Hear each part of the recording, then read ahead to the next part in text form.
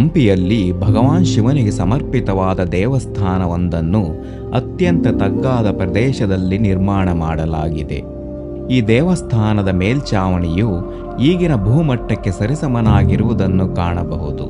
ಶಾಸನಗಳ ಆಧಾರದ ಮೇಲೆ ಈ ನೆಲಸ್ತರದ ಶಿವ ದೇವಸ್ಥಾನವನ್ನು ಶ್ರೀ ಪ್ರಸನ್ನ ವಿರೂಪಾಕ್ಷ ದೇವಸ್ಥಾನವೆಂದು ಗುರುತಿಸಲಾಗಿದೆ.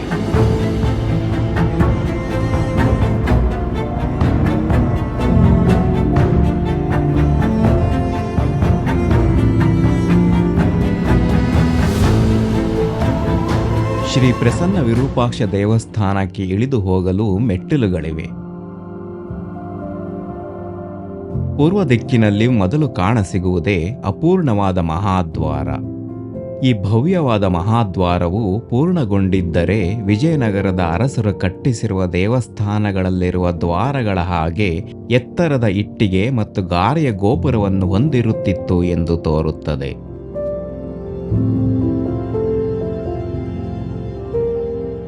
ಈ ದೇವಸ್ಥಾನವನ್ನು ತಗ್ಗಾದ ಪ್ರದೇಶದಲ್ಲಿ ನಿರ್ಮಿಸಿರುವ ಕಾರಣ ಶ್ರೀ ಪಾತಾಳೇಶ್ವರ ಎಂದು ಸಹ ಕರೆಯಲಾಗುತ್ತದೆ ಮತ್ತು ಈ ದೇವಸ್ಥಾನದ ಹಲವು ಭಾಗಗಳು ಸದಾಕಾಲ ನೀರಿನಲ್ಲಿ ಮುಳುಗಿರುವುದು ವಿಶೇಷ.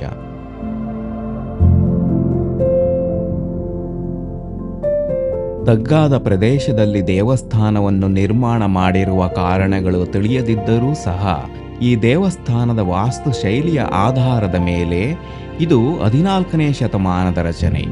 ಸಂಗಮ ವಂಶದ ಅರಸರಿಂದ ದೇವಸ್ಥಾನದ ಲೋಕಾರ್ಪಣೆಯ ಕಾರ್ಯವನ್ನೂ ಸೇರಿ ವಿವಿಧ ಹಂತದಲ್ಲಿ ಈ ದೇವಸ್ಥಾನವನ್ನು ನಿರ್ಮಿಸಿರಬಹುದು ಎಂದು ತಿಳಿದು ಬರುತ್ತದೆ.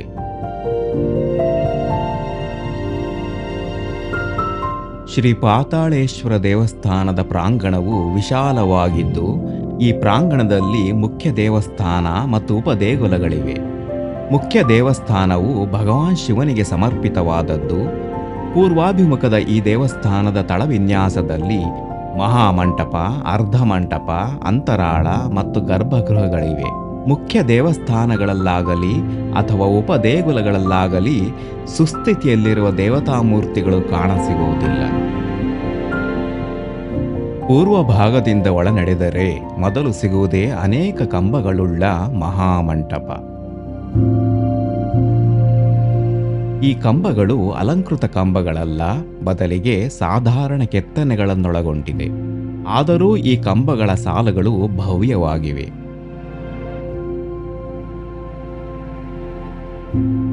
ಮಹಾಮಂಟಪದ ಉತ್ತರ ಮತ್ತು ದಕ್ಷಿಣ ಭಾಗಗಳಲ್ಲಿ ಮಹಾಮಂಟಪಕ್ಕೆ ಹೊಂದಿಕೊಂಡಂತಿರುವ ಚಿಕ್ಕ ಚಿಕ್ಕ ಮಂಟಪಗಳನ್ನು ನೋಡಬಹುದು.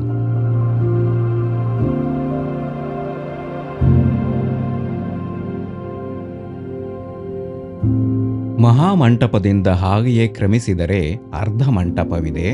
ಇಲ್ಲಿ ಘನಾಕೃತಿಯ ಕಂಬಗಳು ಮತ್ತು ಎರಡೂ ಕಡೆಗಳಲ್ಲಿ ಕಕ್ಷಾಸನಗಳಿವೆ. ಅರ್ಧ ಮಂಟಪದ ಮುಂದೆ ಇರುವುದೇ ಅಂತರಾಳ. ಮಹಾಮಂಟಪದ ಕೆಲವು ಭಾಗಗಳು ಅಂತರಾಳ ಮತ್ತು ಗರ್ಭಗೃಹದ ಸುತ್ತಲೂ ಸದಾಕಾಲ ಜಲಾವೃತವಾಗಿರುತ್ತದೆ.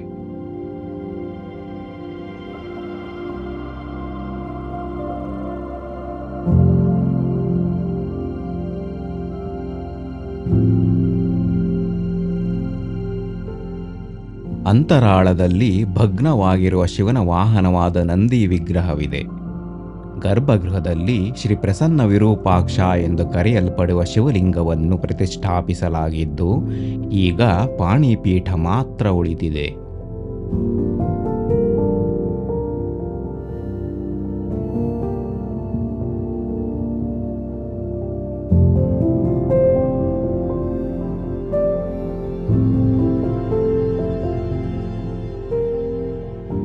ವಾಯುವ್ಯ ಹಾಗೂ ನೈಋತ್ಯ ದಿಕ್ಕಿನಲ್ಲಿ ಉಪದೇಗುಲಗಳಿವೆ.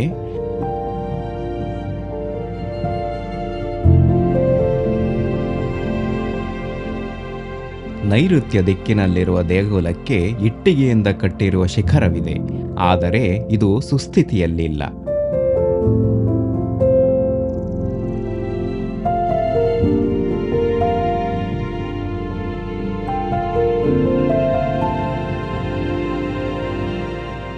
ಶ್ರೀ ಪ್ರಸನ್ನ ವಿರೂಪಾಕ್ಷ ದೇವಸ್ಥಾನದ ಪ್ರಾಂಗಣದಲ್ಲಿ ವಿಜಯನಗರ ಶೈಲಿಯಲ್ಲಿರುವ ಕಲ್ಯಾಣ ಮಂಟಪ ಅಥವಾ ರಂಗಮಂಟಪವಿದೆ.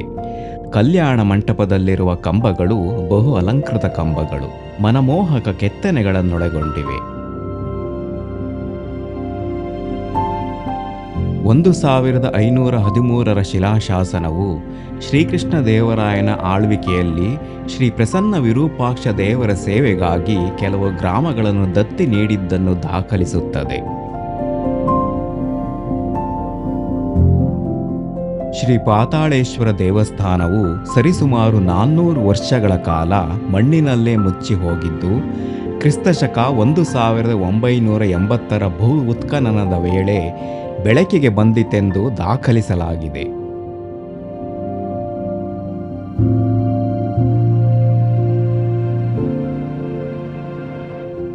ಹಂಪಿಯಲ್ಲಿ ಶ್ರೀ ವಿರೂಪಾಕ್ಷನಿಗೆ ಸಮರ್ಪಿತವಾದ 3 ಪ್ರಮುಖ ದೇವಸ್ಥಾನಗಳಿವೆ. ತುಂಗಭದ್ರಾ ನದಿ ತೀರದ ಶ್ರೀ ವಿರೂಪಾಕ್ಷ ದೇವಸ್ಥಾನ, ಹೇಮಕೂಟ ಪರ್ವತದ ಶ್ರೀ ಮೂಲ ವಿರೂಪಾಕ್ಷ ದೇವಸ್ಥಾನ ಮತ್ತು ನೆಲಸ್ಥರದ ಶ್ರೀ ಪ್ರಸನ್ನ ವಿರೂಪಾಕ್ಷ ದೇವಸ್ಥಾನ.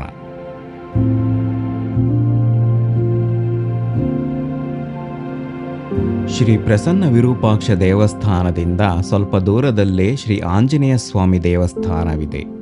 ಈ ದೇವಸ್ಥಾನವನ್ನೂ ಸಹ ತಗ್ಗಾದ ಪ್ರದೇಶದಲ್ಲಿ ನಿರ್ಮಾಣ ಮಾಡಲಾಗಿದೆ. ಮುಖಮಂಟಪ ಮತ್ತು ಗರ್ಭಗೃಹವನ್ನು ಹೊಂದಿರುವ ಈ ದೇವಸ್ಥಾನದ ಮುಖಮಂಟಪದಲ್ಲಿ ವಿಜಯನಗರ ಶೈಲಿಯ 2 ಕಂಬಗಳಿವೆ.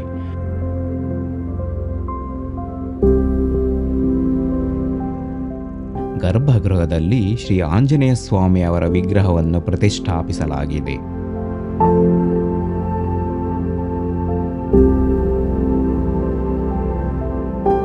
ಪ್ರಾಚೀನ ಶ್ರೀ ಪ್ರಸನ್ನ ವಿರೂಪಾಕ್ಷ ಸ್ವಾಮಿ ದೇವಸ್ಥಾನ ಮತ್ತು ಶ್ರೀ ಆಂಜನೇಯ ಸ್ವಾಮಿ ದೇವಸ್ಥಾನಗಳು ವಿಜಯನಗರದ ಅರಸರು ವಾಸ್ತುಶಿಲ್ಪ ಕಲೆಗೆ ನೀಡಿದಂತಹ ಪ್ರೋತ್ಸಾಹ ಮತ್ತು ಕೊಡುಗೆಗಳಿಗೆ ಬೆಳಕು ಚೆಲ್ಲುತ್ತದೆ.